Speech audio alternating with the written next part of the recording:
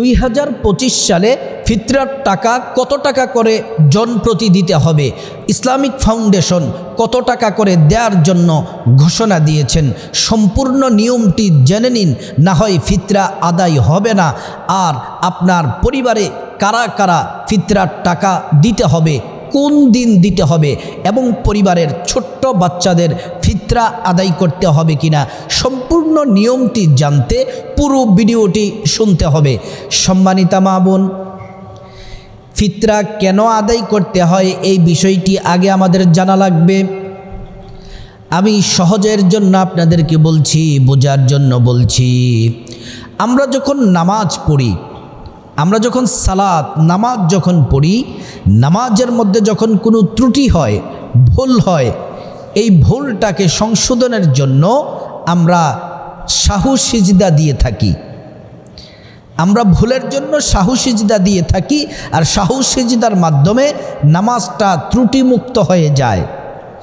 ঠিক তেমন করে আপনি যে দীর্ঘ একটি মাস সিয়াম সাধনা পালন করলেন, রোজা রাখলেন, কষ্ট করে রোজা রাখলেন, এই রোজা রাখতে গিয়ে অনেকে চোখের গুনাহ করে ফেলে, হাতের গুনাহ করে ফেলে, ত্রুটি বিচ্যুতি হয়ে যায়। এই রোজাকে, সিয়ামকে ত্রুটি বিচ্যুতি থেকে মুক্ত করার জন্য আপনাকে ফিতরা আদায় করতে হবে। ফিতরা আদায় করার মাধ্যমে আপনার রোজার ত্রুটিগুলা দূর হয়ে যায়। আল্লাহর নবীর সাহাবী ডেকে বললেন, ও জগৎবাসীরা, নবীজির সাহাবী বললেন, তিনি বললেন, যদি তোমরা ফিতরা যদি আদায় না করো, তাহলে সিয়ামগুলা জমিন আর আসমানের মধ্যখানে ঝুলন্ত অবস্থায় থাকে। ফিতরা আদায় না করলে আসমান এবং জমিনের মাঝখানে ঝুলে থাকে।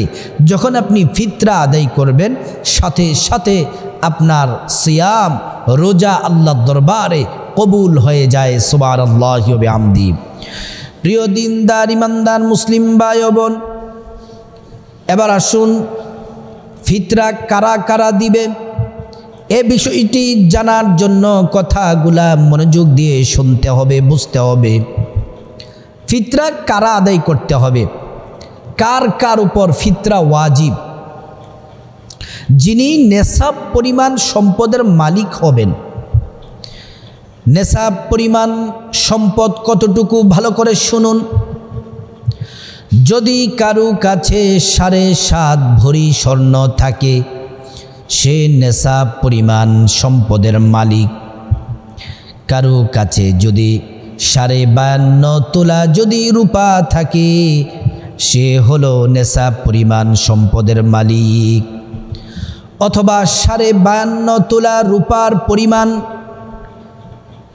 যদি 52.5 তোলা রূপার দাম মূল্য, সে পরিমাণ টাকা যদি তার কাছে থাকে, তাহলে তিনি নেশাব পরিমাণ সম্পদের মালিক।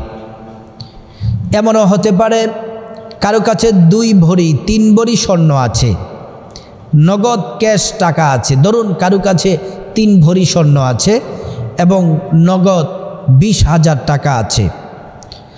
3 ভরি স্বর্ণের দাম যদি 3 লাখ হয় আর 20,000 টাকা ক্যাশ আছে, তাহলে একসাথে যোগ করলে 3,20,000 টাকা হয়।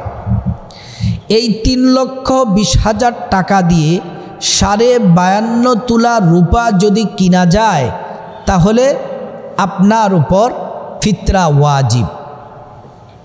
বুঝতে পেরেছেন? আপনার উপর যদি এই সম্পদটা যদি 1 বছর থাকে, তাহলে জাকাত আপনার উপর ফরজ। আর যদি এই সম্পদটা, এই নেশাব পরিমাণ সম্পদ যদি আপনার উপর যদি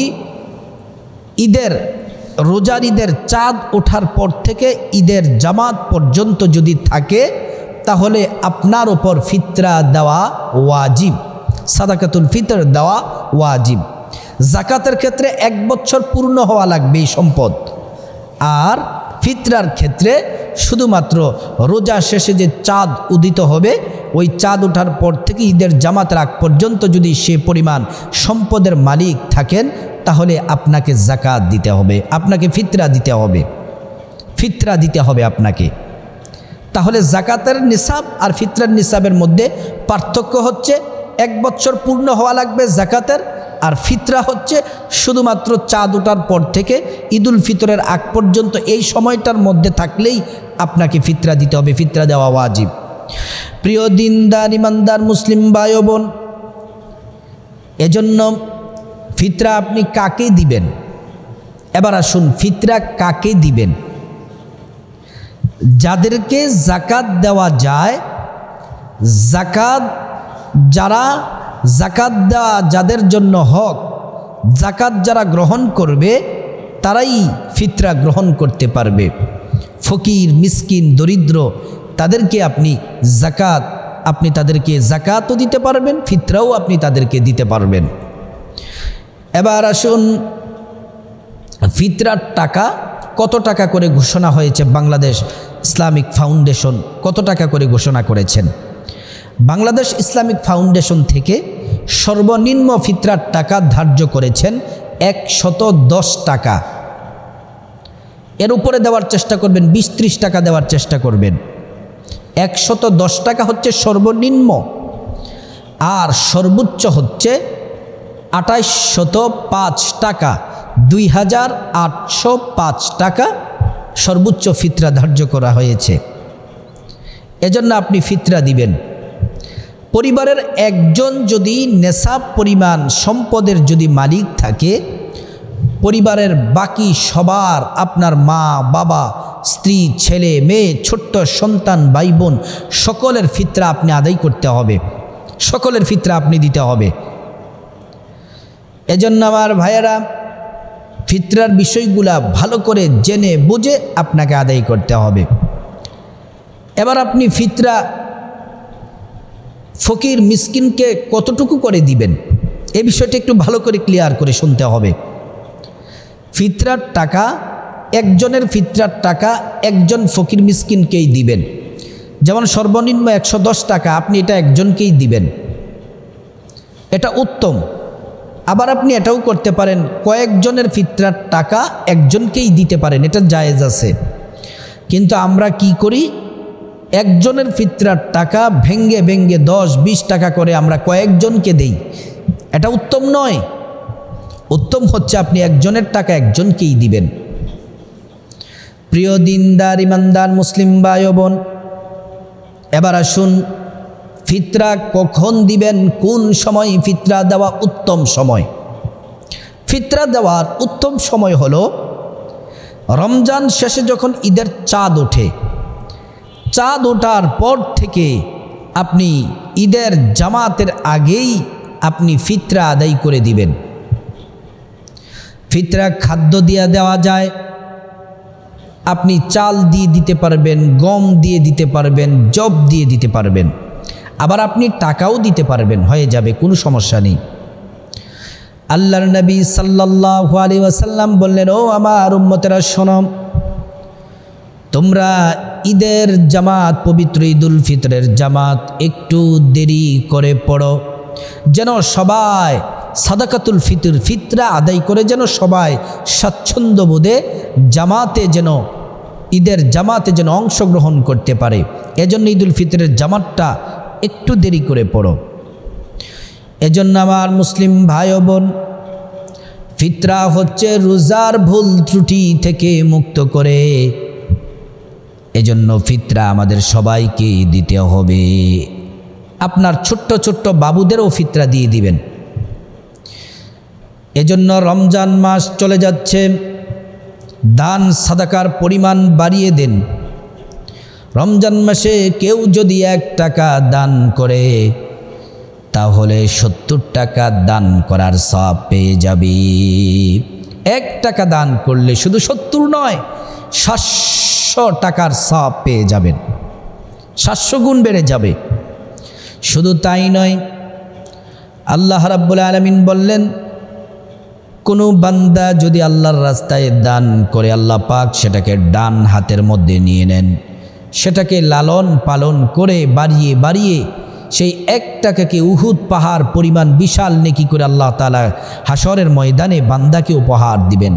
বান্দা বলবেন, আল্লাহ আমি তো এত টাকা কখনোই তো আমি তো দান করিনি। আল্লাহ বলবেন, তুমি যে দান করেছো 1 টাকা, সেটাকে বর্ধিত করা হয়েছে, আজকে পাহাড় পরিমাণ নেকি হয়ে গেছে। সুবহানাল্লাহি ওয়া বিহামদিহি। এজন্য দান করতে হবে, ডান হাতে দান করবেন, বাম হাত যেন না জানে, গোপনে দান করবেন। এই দানটাকে আল্লাহ পাক বেশি পছন্দ করেন। আর এই রমাদান মাসে দানের পাশাপাশি গুনাহ মাফ চাইবেন। আল্লাহর নবী বলেন, গুনাহ মাফের শ্রেষ্ঠ মাস হলো পবিত্র মাহে রমাদান। প্যারা নবীজি সাল্লাল্লাহু আলাইহি ওয়াসাল্লাম তিনি মিম্বারের প্রথম সিঁড়ির মধ্যে উঠলেন, বললেন আমিন। দ্বিতীয় সিঁড়ির মধ্যে উঠলেন, বললেন আমিন। 3 নাম্বার সিঁড়ির মধ্যে উঠলেন, বললেন আমিন। সাহাবায়ে কেরাম বললেন, ইয়া নবী আল্লাহ, ও আল্লাহর নবীজি, প্রথম সিঁড়িতে আপনি উঠলেন, আপনি আমিন বললেন। আল্লাহর নবী বললেন, এ সাহাবীরা, আমি নবী যা জানি তোমরা তা জানো না, আমি নবী যা দেখি তোমরা তা দেখো না। নবীজি সাল্লাল্লাহু আলাইহি ওয়াসাল্লাম বললেন, আমার কাছে জিবরাইল এসেছে। আমার কাছে জিবরাইল এসে বললেন, ইয়া রাসূলুল্লাহ, আল্লাহ পাক বলেছেন আপনার উম্মতের মধ্যে আল্লাহর কোনো বান্দা যদি রমজান মাস পাইল কিন্তু নিজের জীবনের গুনাহগুলা মাফ করাতে পারল না, সে আল্লাহর বান্দা, সে আপনার নবীর উম্মত, সে উম্মত ধ্বংস হয়ে যাক। নবী বললেন, আমিও সমর্থন করলাম, আমিও বললাম আমিন। দ্বিতীয় সিঁড়ির মধ্যে উঠলাম। জিবরাইল বলল, যারা মা বাবা পাইল কিন্তু মা বাবার সন্তুষ্টি অর্জন করতে পারল না, মা বাবার খেদমত করতে পারল না, সন্তুষ্টি অর্জন করতে পারল না, সে ধ্বংস হয়ে যাক। আমি নবী বললাম আমিন। তারপরে তৃতীয় সিঁড়ির মধ্যে উঠলাম। ওঠার পরে জিবরাইল বললেন, ইয়া রাসূলুল্লাহ, ওগো মায়ার নবীজি, আপনার নাম শোনার পরে কোনো উম্মত যদি দুরূদ না পড়ে সে উম্মত ধ্বংস হয়ে যাক। আমি নবী বললাম আমিন। প্রিয় দিনদার ইমানদার মুসলিম ভাই ও বোন, এজন্য রমাদান মাস গুনাহ মাফের মাস। প্রতিটা সেকেন্ডে মুহূর্তে আল্লাহ পাক অসংখ্য অগণিত বান্দাদের গুনাহ মাফ করে দেন।